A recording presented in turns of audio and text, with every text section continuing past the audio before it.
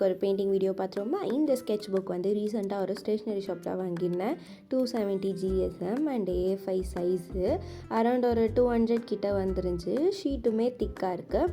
இதில் நம்ம ஒரு பெயிண்டிங் பண்ணி பார்ப்போமேன்ட்டு ஒரு பிளான் எடுத்து இந்த வீடியோ எடுத்திருக்கேன். ஃபர்ஸ்ட்டு தண்ணியை மாற்றிக்கலாம். அதுக்கப்புறமா வந்து நான் பெயிண்ட் பண்ணுறதுக்கு முன்னாடி மாஸ்கிங் டேப் போட்டு ஃபுல்லாக பார்டரை வந்து கவர் பண்ணிக்க போகிறேன். இது மாதிரி பண்ணுறப்ப நம்மளோட பெயிண்டோட லுக் வந்து நீட்டாக இருக்கும். அதே மாதிரியே வந்து உங்களுக்கு ஃப்ரேம் போடுறப்போ இல்லை நீங்கள் அப்படியே வைக்க போகிறீங்கனாலுமே அது வந்து ஒரு பார்டர் மாதிரி க்யூட்டாக இருக்கும். அதே மாதிரி உங்கள் பெயிண்ட் வந்து ரொம்ப டேமேஜ் ஆகாமல் இருக்கும். ஸோ நீங்கள் யூஸ் பண்ணுறப்ப இந்த மாதிரி மாஸ்கிங் டேப் போட்டு ஃபர்ஸ்ட் யூஸ் பண்ணுங்கள், யூஸ்ஃபுல்லாக இருக்கும். லாஸ்ட்டாக வந்து பெயிண்ட் கொஞ்சம் நீட்டாக வரும். அதுக்கப்புறமா நான் வந்து எக்ஸாம் பேடில் இந்த மாதிரி ஸ்டிக் பண்ணிக்கிறேன். உங்கள்கிட்ட அந்த ப்ரொஃபஷ்னலான ஒரு வுட்டன் போர்டு இருக்கும்ல, அது வச்சுருந்திங்கன்னா நீங்கள் யூஸ் பண்ணலாம், இன்னுமே கம்ஃபர்டபுளாக இருக்கும். என்கிட்ட அது இல்லாததுனால நான் இதையே வச்சு யூஸ் பண்ணிக்கிறேன். அண்ட் அப்புறமா வந்து பென்சில் எடுத்துக்கிறேன். இது என்னோட வந்து ரொம்ப ஃபேவரட்டான பென்சில், என்கிட்ட பல வருஷமாக இருக்குது. லக்கி பென்சில் கூட சொல்லலாம். அதுக்கப்புறமா இரேசரை தேடிட்டு இருக்கேன். வீடியோ எடுத்தாக்கா எல்லா திங்ஸையும் அங்கங்கே எடுத்து வைக்கணும், அந்த பழக்கமே இல்லை. இங்கே பாருங்கள், brush, dotting tools, clay tools எல்லாத்தையும் ஒன்றா போட்டு வச்சுருக்கேன். ஓகே, இது அப்புறம் அரேஞ்ச் பண்ணிக்கலாம். நெக்ஸ்ட்டு இந்த இரேசர் பார்த்திங்களா, இதுக்கு ஒரு பேக் ஸ்டோரி இருக்குது. இது என்னோடய ஃபேவரட்டான இரேசர். பட் எங்கள் வீட்டில் ஜிம்மின்னு ஒருத்தர் இருப்பான். அவனுக்கு இந்த இரேசரு, பென்சில் இதிலெல்லாம் ஒரு கண் இருக்கும். எல்லாத்தையும் பொத்தி வச்சுருப்போம். என் குடும்பம் மொத்தமே இது ஒரு வேலையாக வச்சுருப்போம். ஒரு வாட்டி வந்து எங்கள் எல்லாருக்கும் தெரியாமல் எடுத்துகிட்டு போயிட்டான். அவன் கையிலேருந்து இது உயிரை காப்பாற்றி இப்போ நான் இது உயிரை எடுத்துக்கிட்டேன். இது ஒரு பேக் ஸ்டோரி. ஓகே, அதுக்கப்புறமா வந்து நான் வந்து பின்ட்ரெஸ்ட்லேருந்து அந்த எந்த பெயிண்ட் பண்ண போகிறனோ அதை வந்து நான் எடுத்துக்கிறேன் இன்னொரு ஃபோனில். எடுத்ததுக்கப்புறமா நான் வந்து அவுட்லைன் கொடுத்துக்க போகிறேன்.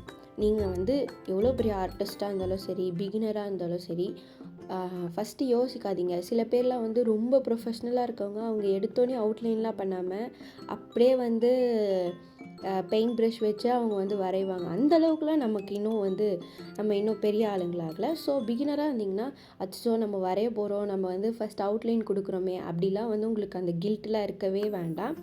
தாராளமாக அவுட்லைன் கொடுங்க. அந்த மாதிரி பழக தான் நமக்கு வந்து ப்ரொஃபஷ்னலாக வரும். அதே மாதிரி நான் ஜெஸ்ஸோ யூஸ் பண்ண போகிறதில்ல. ஃபர்ஸ்ட் வந்து இந்த அக்ரேலிக் ஃபெவிக்ரியலோட வந்து அக்ரேலிக் கலர்ஸ் எடுத்துக்கிறேன். இதில் வந்து பேசிக் கலர்ஸ் தான் இருக்குது. இதில் மிக்ஸ் பண்ணி பண்ண போகிறோம். நம்ம எடுத்துருக்கிறது வந்து ஒரு பர்பிள் தீமில் தான் எடுத்திருக்கேன். அண்ட் இந்த பெயிண்ட் ப்ரஷ் பிங்க் கலரில் ஆசையாக வாங்கினது தான் நான் வந்து யூஸ் பண்ண போகிறேன் இந்த பெயிண்டிங்க்கு. ஃபர்ஸ்ட் வந்து எனக்கு ப்ளூ கலர் இருக்குது. ப்ளூ கலர் கூட வந்து லைட்டாக ஒரு ஒயிட் ஆட் பண்ணி நான் வந்து ஒரு ஸ்கை ப்ளூ மாதிரி கொண்டு வந்துட்டு இந்த மாதிரி எடுத்துக்கிறேன்.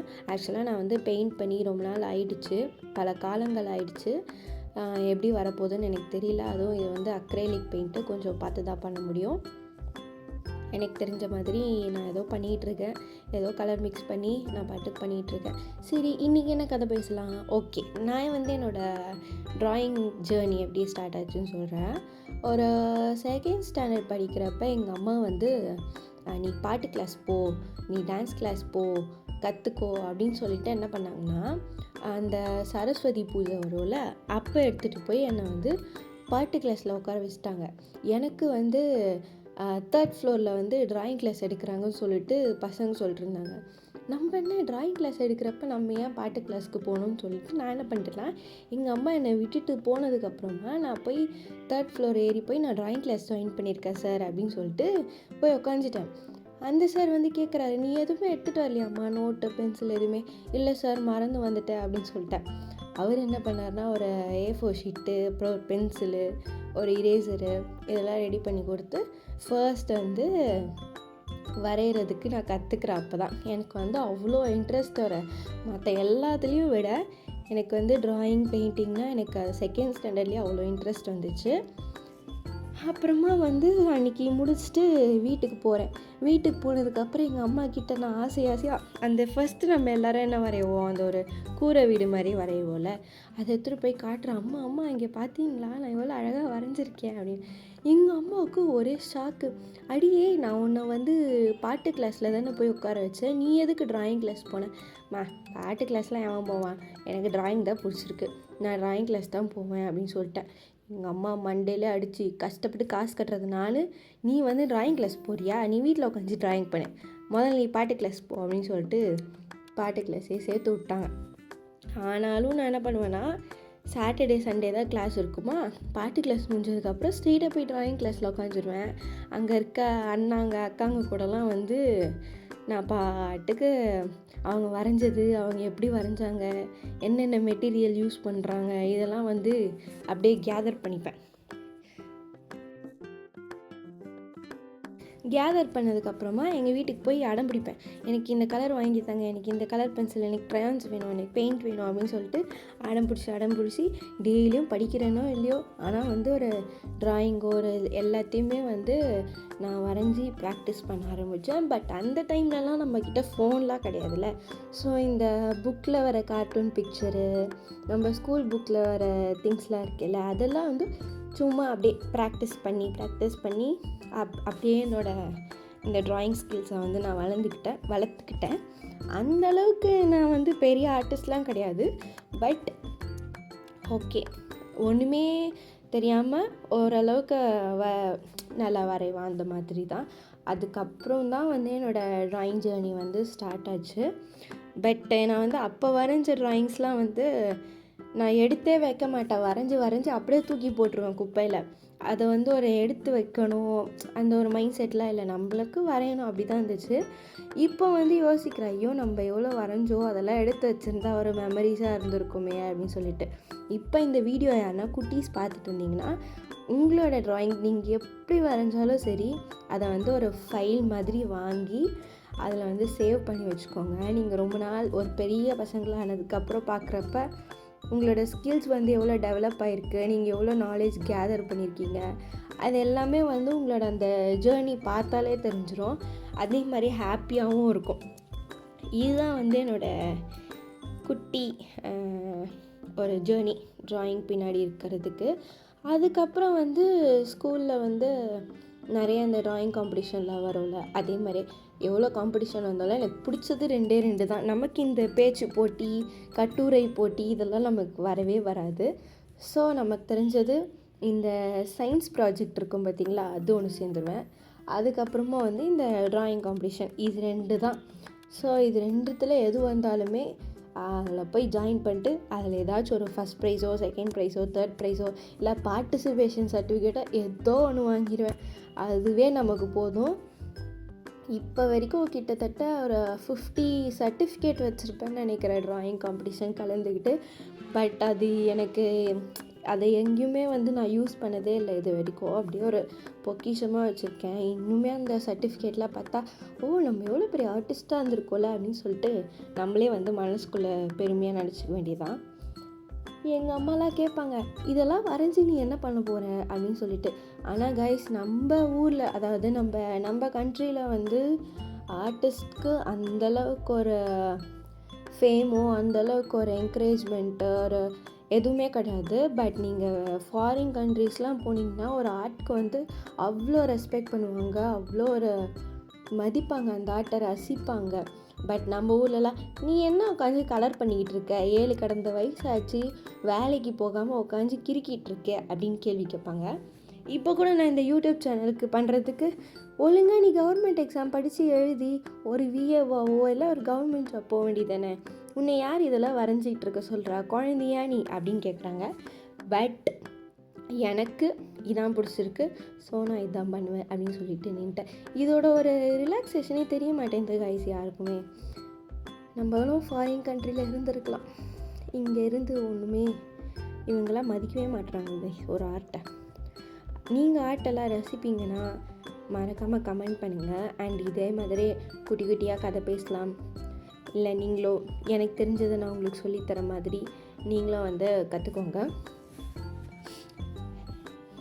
மறக்காமல் நம்மளோட சேனலை வந்து சப்ஸ்கிரைப் பண்ணிவிட்டு பாருங்கள். பாதி பேர் சப்ஸ்கிரைபே பண்ண மாட்டீங்க, அப்படியே பார்க்குறீங்க. தப்பு கிடையாது, உங்களுக்கு பிடிச்சா சப்ஸ்கிரைப் பண்ணுங்கள். பட் வந்து எனக்கு இன்னும் கொஞ்சம் என்கரேஜ்மெண்ட் ஆகும். ஓகே, நம்ம என்ன வீடியோஸ் போடலாம், நம்ம வீடியோஸை யாரோ ஒருத்தவங்க பார்க்குறாங்க, லைக் பண்ணுறாங்க அப்படின்ற ஒரு சந்தோஷம் இருக்கும். ஸோ நீங்களும் அந்த மாதிரி பண்ணிக்கலாம். ஓகே, நான் பேசிக்கிட்டே வந்து பாதி ஃபினிஷ் பண்ணிட்டேன். எனக்கு வந்து ரொம்ப நாள் கழித்து பண்ணுறதுனால அந்தளவுக்கு எனக்கு கலர் மிக்சிங்லாம் வரல. அந்த க்ளவுட்ஸ்க்கெலாமே வந்து இன்னும் கொஞ்சம் லைட்டாக கொடுத்துருக்கணும். பட் நான் வந்து அந்தளவுக்கு வந்ததுனால நான் கொடுத்துட்டேன். எனக்கு இதுக்கப்புறம் அதாவது ட்ராயிங் பொறுத்த வரைக்கும் ப்ராக்டிஸிங் தான். அதே மாதிரி நீங்கள் எவ்வளோ நாள் கண்டினியூ பண்ணிட்டே இருக்கீங்க, நடுவில் டச் விட்டுட்டிங்கன்னா உங்களுக்கு அந்த ப்ரஷ் க்ரிப்பு அதெல்லாம் வர்றது கொஞ்சம் கஷ்டமாக இருக்கும். பட் ரெகுலராக பண்ண உங்களுக்கு வந்து ஈஸியாகிடும். நெக்ஸ்ட் வந்து நான் வந்து அந்த கிராஸ்க்கெலாம் கொடுக்க போகிறேன். இதுதான் வந்து மெயின் பார்ட்டு. எனக்கு ரொம்ப பயமாக இருந்துச்சு இந்த ஒரு இது பண்ணுறப்ப, ஃப்ளவர்ஸ் பண்ணுறப்ப எப்படி வரும்னு தெரியலையே நம்ம வந்து கலர் பிளெண்ட் பண்ணுறதுக்கு அப்படின்னு. அதே மாதிரி வந்து எனக்கு ரொம்ப ரொம்ப நேரம் ஆச்சு இந்த பெயிண்ட் காயறதுக்கு. நான் இருக்க பிளேஸ் வேறு ரொம்ப சில் கிளைமேட்டு. ஸோ எனக்கு ஃபேன் போட்டாலுமே வந்து சீக்கிரமாக காயவே இல்லை. அது அப்படியே ஒரு மாதிரி இதாகவே இருந்துச்சு. பட் நான் அதிலே பண்ணிட்டேன் ஏதோ எனக்கு வந்தளவுக்கு. இந்த ஆர்ட் உங்களுக்கு பிடிச்சிருந்தா மறக்காமல் லைக் பண்ணுங்கள். உங்களுக்கு வேறு என்ன வீடியோஸ் இந்த மாதிரி போடலாம், இல்லை வந்து டுட்டோரியல் மாதிரி போடுங்க, இல்லை வந்து பிகினர்ஸ் எப்படி யூஸ் பண்ணுறது, எப்படி கற்றுக்கிறது அந்த மாதிரி வீடியோ போடுங்க. கிட்ஸ் யாராச்சும் பார்த்துருந்தீங்கன்னா மறக்காமல் வந்து கமெண்ட் அண்ட் லைக் பண்ணுங்கள். கண்டிப்பாக நான் உங்களுக்கு வீடியோஸ் போட்டுகிட்டே இருப்பேன். அண்ட் அடுத்த வீடியோவில் என்னென்ன கதை பேசலாம்னு சொல்லிட்டு கமெண்ட்டில் சொல்லுங்கள். இன்ட்ரெஸ்ட்டாக பேசுவோம். அதே மாதிரி உங்களுக்கு இந்த மாதிரி சைல்ட்ஹுட் மெமரிஸ் இருந்துச்சுன்னா, எனக்கும் இந்த மாதிரி ட்ராயிங் பிடிக்கும்னா உங்களோட ஸ்டோரியும் வந்து கமெண்ட்டில் சொல்லுங்கள். நான் கண்டிப்பாக ஷேர் பண்ணுறேன். அந்த மாதிரி நம்ம ஸ்டோரி பேசிட்டே வந்து ஜாலியாக வந்து பெயிண்ட் பண்ணலாம்.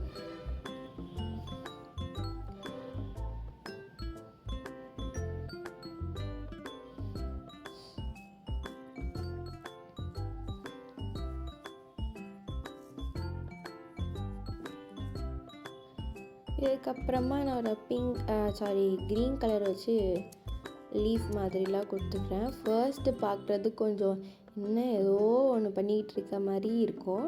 பட் ஃபினிஷிங்கில் வந்து நான் நினச்ச அளவுக்கு ரொம்ப கன்றாவியாக கேவலமாலாம் வரல. ஓரளவுக்கு பார்க்குற மாதிரி தான் இருந்துச்சு.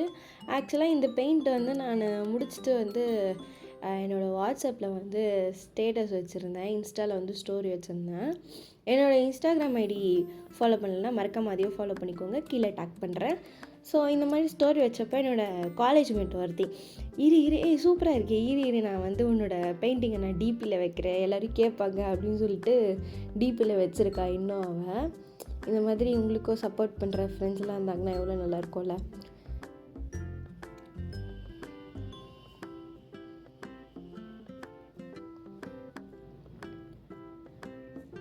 உங்களுக்கு வீடியோவிலே தெரியுது பார்த்தீங்களா, எனக்கு அந்தளவுக்கு பெயிண்ட் காயாததுனால என்னால் மேலே கோட் கொடுக்கவே முடியல. அந்த ஹைலைட் பண்ணுற மாதிரி ரெண்டுமே வந்து மிக்ஸ் ஆகிடுது. ரொம்ப கஷ்டப்பட்டு தான் கொடுத்துட்ருந்தேன். இல்லை வேறு என்னோடய பாப்பாவோட ஃபேன் இருக்கும், ஹேண்ட் ஃபேனு, அதையும் தூக்கிட்டு வந்து நான் ஆன் பண்ணிட்டு வச்சுக்கிட்டே இருக்கேன். பட் அதுக்குமே காயவே இல்லை இந்த பெயிண்ட்டு. பட் ஏதோ என்னால் முடிஞ்ச அளவுக்கு ட்ரை பண்ணி கொஞ்சம் ஏதோ அந்தளவுக்கு நான் வந்து இன்ஸ்பர்ட் இல்லை, அந்தளவுக்கு ரியாலிட்டியாக பண்ணல. பட் எனக்கு எவ்வளோ வந்திருக்கோ அந்தளவுக்கு ரியாலிட்டியாக பண்ணியிருக்கேன். இன்னுமே வந்து இந்த குவாஷ் பெயிண்ட்டு அதெல்லாம் சொல்கிறாங்க பார்த்தீங்களா, அதெல்லாம் வச்சு பண்ணுறப்ப இன்னும் வந்து ரியலிஸ்டிக்காக வரும். பட் நம்ம பேசிக் கலர் வச்சு நம்ம மிக்ஸ் பண்ணி பண்ணுறதுனால இதுவே வந்து ஓகே தான், இதுவே கொஞ்சம் ரியலிஸ்டிக்காக தான் இருக்குது. உங்களுக்கு இந்த பெயிண்டிங் பிடிச்சிருந்ததுன்னா மறக்காமல் வந்து பெயிண்ட் பண்ணி என்னோடய இன்ஸ்டாகிராம் பேஜில் வந்து அனுப்புங்க. நான் உங்களோட பிக்சர்ஸும் ஷேர் பண்ணுறேன். அண்ட் உங்களோட ஸ்டோரிஸும் சொல்லுங்கள். அப்படி கமெண்டில் சொல்கிறதுக்கு ஒரு மாதிரி இருந்துச்சுன்னா இன்ஸ்டாகிராமில் சொல்லுங்கள், டிஎம் பண்ணுங்கள். நான் வந்து அதையும் பார்த்து உங்களுக்கு அந்த ஸ்டோரியை வந்து ஷேர் பண்ணுறேன். உங்களோட நேம் இல்லாதது மாதிரி ஷேர் பண்ணுறேன். ஸோ வந்து இன்னுமே இன்ட்ரெஸ்டிங்காக இருக்கும் வீடியோஸ். பெயிண்ட் பார்த்த மாதிரியும் இருக்கும், ஒரு மாதிரி கதை கேட்ட மாதிரியும் இருக்கும். உங்களுக்குலாம் கதை கேட்க பிடிக்குமா? எனக்கு வந்து ரொம்ப ரொம்ப பிடிக்கும் இந்த கதை கேட்கலாம். இந்த மேபிள் ஆர்த்தின்னு ஒருத்தவங்க இருப்பாங்களா அவங்க, அப்புறம் சரவணன் டி கோட்ஸ், அந்த மாதிரி எனக்கு வந்து ஒரு மாதிரி க்ரைம் த்ரில்லிங் கதை, அப்புறம் இந்த பேய் கதை, அப்புறம் வந்து ஏதோ ஒரு கதை, நம்மளுக்கு ஒரு சைல்ட்ஹுட் கதை, இதை மாதிரி எனக்கு கதை கேட்டுட்டு வேலை பண்ணுறதுக்கு, அதே மாதிரி பாட்காஸ்ட் கேட்குறதுக்கோ, ஒரு ஒரு இன்ஸ்பயராக இருக்க அவங்களோட ஸ்டோரிஸ் கேட்குறதுக்கோ, அவங்களோட ஸ்ட்ரகிள்ஸ் கேட்குறதோ எனக்கு ரொம்ப பிடிக்கும். உங்களுக்கும் இந்த மாதிரி பிடிக்கும்னா மறக்காமல் கமெண்ட்டில் ஷேர் பண்ணுங்கள், ஆர் இன்ஸ்டாகிராமில் ஷேர் பண்ணுங்கள். உங்களோட ஸ்டோரிஸை நம்ம வந்து தெரிஞ்சுக்கலாம். ஓகே, இத்துடன் என்னோடய பெயிண்ட்டும் முடிஞ்சிருச்சு. எப்படி இருக்குன்னு சொல்லிவிட்டு மறக்காமல் சொல்லுங்கள் கைஸ். ஏதோ பண்ணியிருக்கேன். அண்ட் அடுத்த வீடியோவில் பார்க்கலாம். பை.